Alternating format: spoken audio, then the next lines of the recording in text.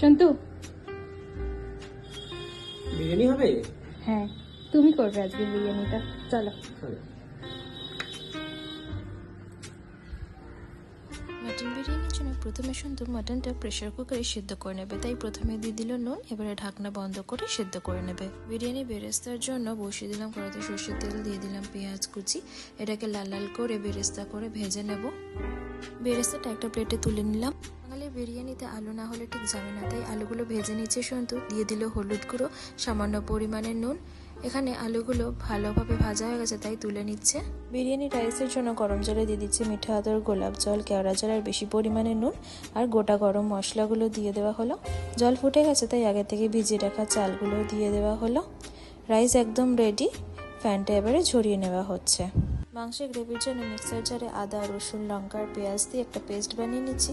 Paste একদম ready হয়ে গেছে, আর এদিকে কিন্তু মাংস 80% সিদ্ধ হয়ে গেছে। মাংসের গ্রেভির জন্য কড়াইতে সর্ষের তেল আর সামান্য ঘি দিয়ে গোটা গরম মশলা ফোড়ন দেওয়া হলো। দেওয়া হলো সামান্য পরিমাণে চিনি। এইবার দেওয়া হলো করে রাখা পেঁয়াজ, আদা, রসুন, লঙ্কার পেস্টটা দিয়ে ভালো করে নাড়াচাড়া করা হচ্ছে।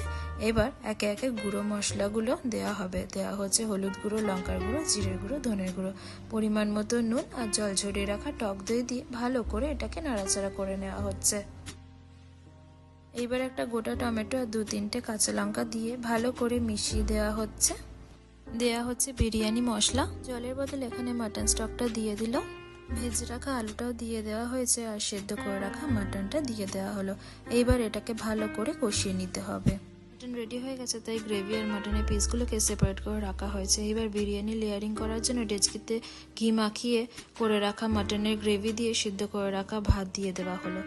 এবার আলু আর পেঁয়াজের বেরেস্তাটা দিয়ে পরিমাণ মতো নুন দিয়ে দেওয়া হলো। স্যাফরনের দুধটা আগেই করা ছিল, তাই ওটা দিয়ে দেওয়া হলো। একেবারে পুরো মাটনটা দিয়ে দিল।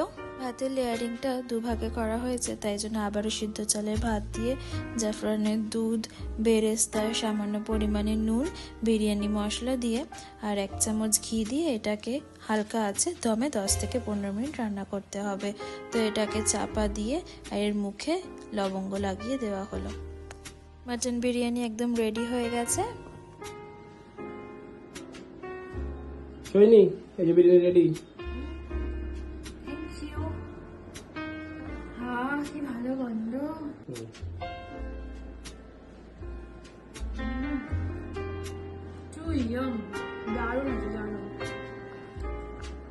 তাহলে এবার আমরা লাঞ্চটা করে নিই, আর আজকে ভিডিওটা এখানেই তবে এন্ড করছি।